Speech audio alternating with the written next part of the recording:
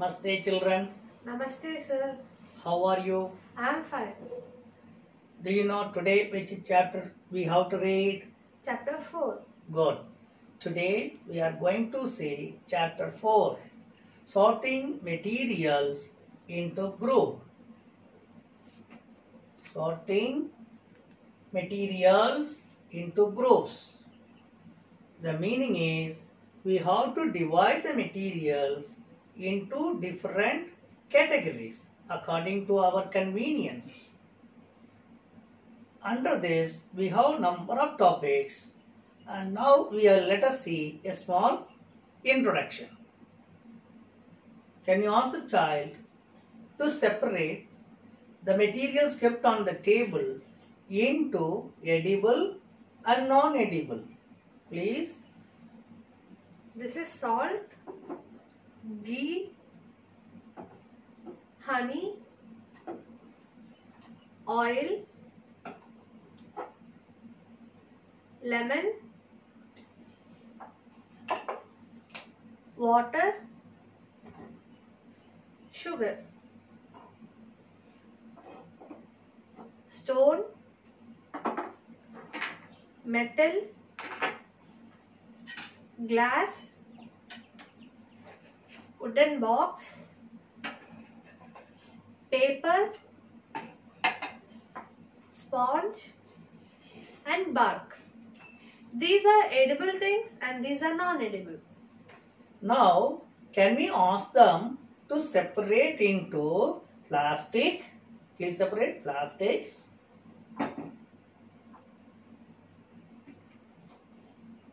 glass, wooden, this is sponge, stone, right? This is called sorting of materials. Can we go into deep? Right. Children, can you tell me what is sorting of materials? Grouping of materials. Yes, grouping of materials. On what basis we will group? Based on properties, shapes, color, utility or uses. That is called sorting of material. I am going to tell some of the material what it is made up of. Can you give me example? Yes, sir. Wood. Wooden chair, wooden table. Plastic.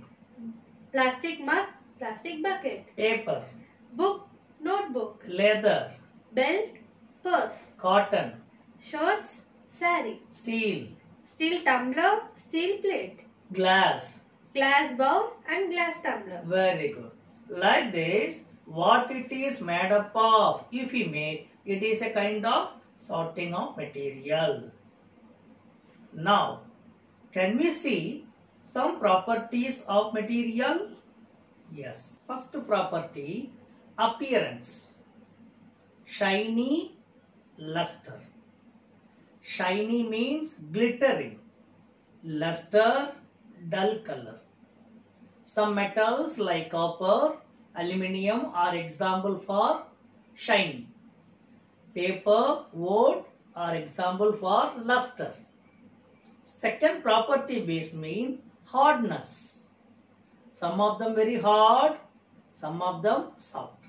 If we are able to compress, it is soft. Unable to compress, hard. Can we see the experiments of all these? Some materials for these properties. This is shiny. This is luster. This is for soft. See, it can be compressed.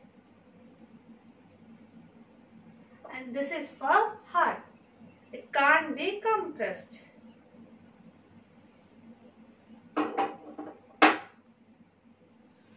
Now we will see the next property, solubility in water. Soluble, insoluble. If it is dissolves in the water, then it is called soluble. Do not dissolve, insoluble. For example, sugar or salt. When you mix with water, it is soluble. In case of we are using some sawdust or bar put into the water, it is not dissolving. Then it is insoluble. Next property, solubility of some of the common liquids in water. For example, lemon juice. Whether it will dissolve in the water? Yes. Vinegar will dissolve. Then, in case of honey, may not. Oil, this will not. So, this is the solubility nature of some common liquids in water. Can we see the experiments of all these? The experiment for solubility. Take a glass, add some water, take a pinch of salt, dissolve in it, pinch of salt, dissolve in it, mix it well. Now see the salt gets dissolving. Now it is called solution, and the salt has the property of solubility. So it's a soluble. Can we dispose it? Right. Take again little water, add a pinch of sugar,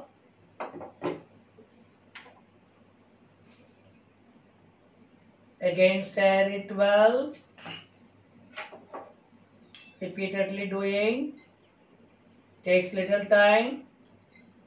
That shows sugar is dissolving.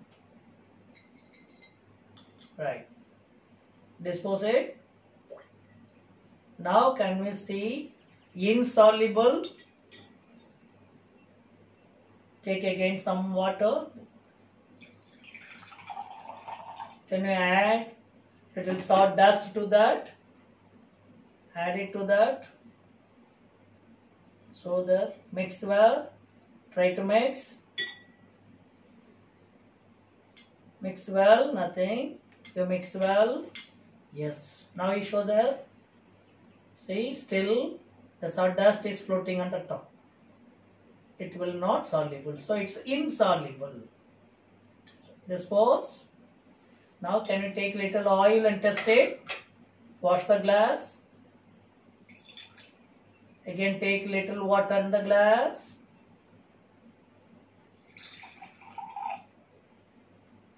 See the other little oil I can add on this.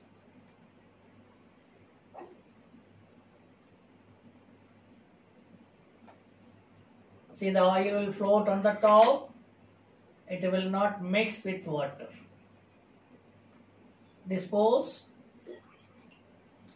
Take again little water.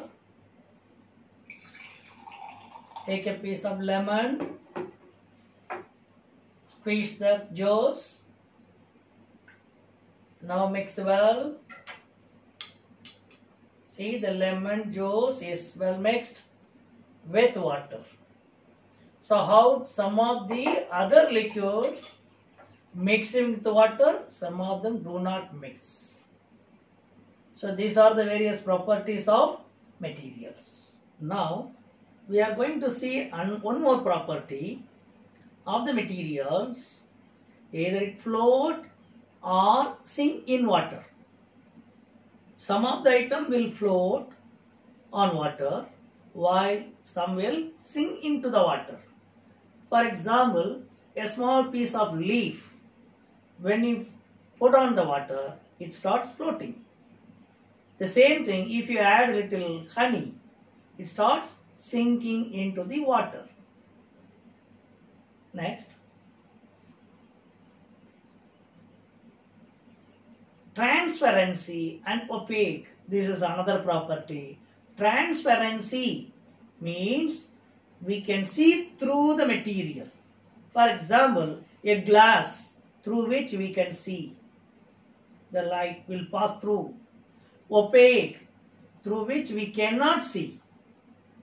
Some of the material like wood piece. Through a wood piece we cannot see the other side because it do not allow light to pass through. That means the materials may be transparency or opaque. Now another property, translucent.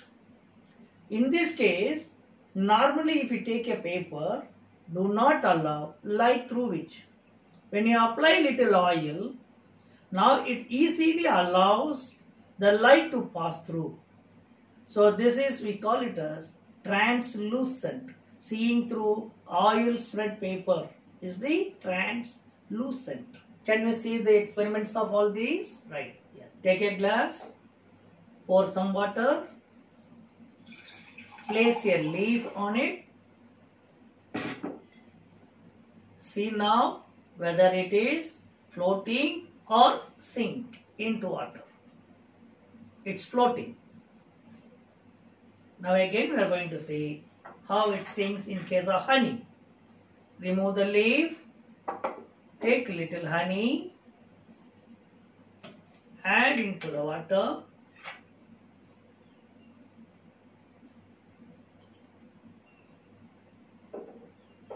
see how it goes inside, directly sink into the water.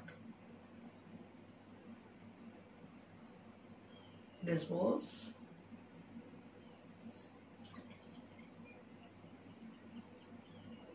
Next, we are going to see transparent or opaque. See, there is a glass through which we can see the light passing. So transparent. Another, we are taking a wood through which you can see light not pass.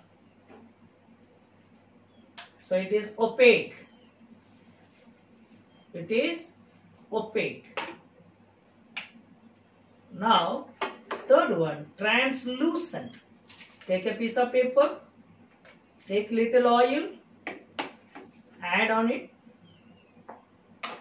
can spread. Normally, if you are having oil on your hands, you can apply.